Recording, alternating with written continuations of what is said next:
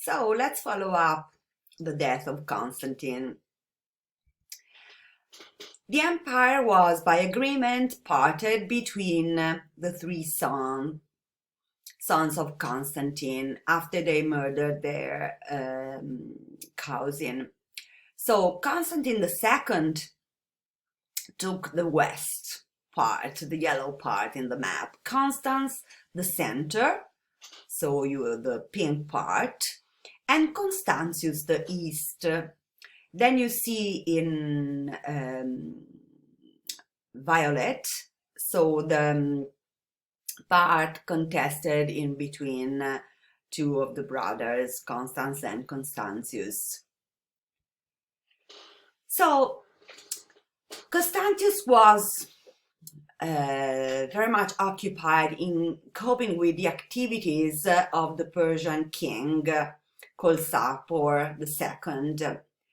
Then his brothers, Constantine II and Constans, as I said, were quarreling and fighting over the possession of Illyria.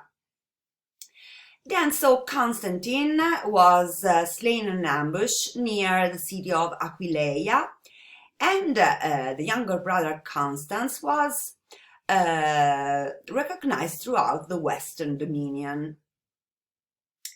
But Constans now conducted himself as a tyrant, and so loyalties to him soon waned. And when a man called Magnentius was acclaimed by the legions, while the emperor was away, Constans could only flee for his life, only to be overtaken and slain on the Spanish coast. This is the year 350. We are at the middle of the 4th century. Then Magnentius was recognized immediately in the so-called prefectures. Do you remember the division given by Diocletian of Gaul and Italy? Then in Illyria another general was set up as emperor. Meanwhile in the east, Constantius was still locked with the Persian king. So, except for Constantius himself, the only surviving male descendant of Constantine the Great, Constantine I, was Julian. If we go back, you see, to this family line, you see that he was married with Helena, so the sister of the three brothers. So Julian used to live in Athens and was devoted to study literacy and philosophy, and so had no practical experience of rule and sought none. Then Constantius, that returned from an inglorious campaign in the east, was taken ill in Cilicia, so in southern Turkey, and died in 361. So Julian crossed over Asia, at that time his title of Augustus, so the new emperor, was undisputed, and he never returned to Europe. Julian reigned very shortly, for no more than 2 years, and he bears the name of apostate because he renounced the Christianity of his earlier years and proclaimed himself the champion of the ancient gods. So he refused Christianity. So this is the most notable thing about him. Then for the rest of his reign, he remained occupied with the Persian War. He had a victorious campaign in which he penetrated beyond the Tigris, but then this campaign ended in a disaster. He was wounded by a javelin and was carried back to camp only to die. We are in the year 363. So at this point, there was no surviving male descendant of the imperial house, and Julian had named no successor. So the army chose an old soldier called Jovian, who lived long enough to patch up a peace with Persia and withdraw. But 6 months after his accession, Jovian died. So he's notable for having had this peace with Persia and withdrawing. So again, the choice for the Augustus lay with the soldiery. And in 364, a barbarian of Pannonian origins and common descent, but of very proved capability, was elected to be Rome's new master. His name is Valentinian. As his first act, the new emperor recognized the practical necessity for a partition. So, because no one man could successfully, at this point, hold in his own hands for long the responsibility for both the east and west part of the empire. So Valentinian chose for himself his native west and made his brother Valens Augustus of the East. This time saw the division was permanent, though the empire still remained nominally one. Valentinian was really one of Rome's last great warrior emperors. There was a power vacuum after the death of Julian, the last ruler of the Neo-Flavian Constantinian line, because we have to remember that the first name of the father of Constantine the Great was Flavius, and his immediate successor, Jovian, did not really survive long enough to leave his stamp on Roman society. So, generally, Valentinian's challenge was to hold together an empire that had experienced till now 60 years of internal unrest, something which was of major importance. He had provincial origins, and his Orthodox Christianity put him at odds with the senatorial nobility in the West, with the Senate. Furthermore, he had to deal with the increasing regionalism of the empire. So this is of great importance then for the fall of the entire western part. So regions as Gaul, Britain, and Africa. For 12 years, Valentinian ruled the West with vigor, really.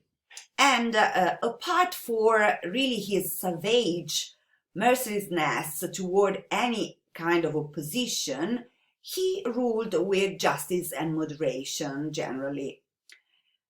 Then Valentinian was very rigid in his insistence on the equal treatment for all religions, and he held the Gallic frontiers with a strong hand against now swarming Franks and Alemanni, so the tribes threatening there, who he defeated in successful campaigns beyond the Rhine River. It was exactly on a campaign against the Quadi, this time on the upper Danube, that he died because of an apoplexy. We are in the year 375. So on his death, his elder son Gratian was at once recognized as his successor. But Gratian's mother had been discarded by Valentinian in favor of a wife who bore him another son called Valentinian II. And Gratian immediately named him as co-emperor, so Gratian together with Valentinian II, his stepbrother. Meanwhile, in the east still ruled Valens. So his appointment as emperor of the East would to be the gravest error of judgment Valentinian had ever made. The worst faults of Valens were especially feebleness and indecision, not brutality. So, at the point in which Gratian and Valentinian are co-ruling, we have in the East a very indecisive emperor, Valens. So, but let's go back a little bit, some decades, about the middle of the 4th century. The widespread of the whole Gothic Confederation had been extending and consolidating its territory between the Baltic, as you can see, Goths written in the map, and you can see the red arrow, so extending between the Baltic in the north and the Danube and Black Sea in the south. So a very strong confederation. But during the same period, a new and formidable foe was pouring from Asiatic Scythia into European Scythia, the flood of the terrible Huns. And you can see on the right, upper right part of the map, marked then with a black arrow, their advancement. So Valens created at this point his own disaster. Why? So because war now raged into the Balkans, a very critical war for Valens, calling up Gratian to come to his aid, so the Augustus of the West. But Gratian had a hardly less serious embarrassment of his own, because the Alemanni were upon him. So it was not until he had won a decisive victory over the Alemanni that he could report himself as on the march to effect a junction with the army in the east, with the army of Valens. But Valens would not wait. So in the neighborhood of the city of Adrianople in Thrace, that you can see in the map, he flung himself upon the Goths. And in the battle that followed, his army was annihilated, and he himself perished. And the triumph of the Goths was complete in the Battle of Adrianople. The date is August the 9th, 378. So this was a tremendous disaster, but Adrianople, the city we have mentioned, and the greater capital on the Bosphorus, so Constantinople, could defy the onslaughts of the Goths because they were not expert in siege warfare. So Gratian made haste to pronounce a new emperor in the east to take in hand the Gothic problem. His choice fell upon Theodosius, the son of a great captain and servant of the state, on whom, in Gratian's first year, the intrigues of traitors had brought the undeserved penalty of treason. So the son, Theodosius, who already had the time to prove his capacity, had been suffered to retire into private life, and was now raised to the purple, so nominated as the Emperor of the East at the age of 33. Theodosius I, also known as Theodosius the Great, was Roman Emperor from 379 to 395. Theodosius was the last emperor to rule over both the eastern and the western halves of the empire.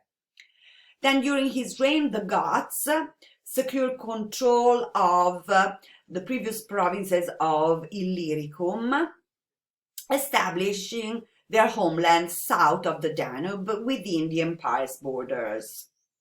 So here you can see the Roman provinces of Lower Danube that then were invaded by the Goths. Theodosius is recognized by the Eastern Orthodox Church as Saint Theodosius because he issued decrees that effectively made Christianity the official state religion of the Roman Empire. So it's not Constantine. So he enacted an edict of tolerance towards all the religions. The emperor who made Christianity the official religion of the Roman Empire was Theodosius.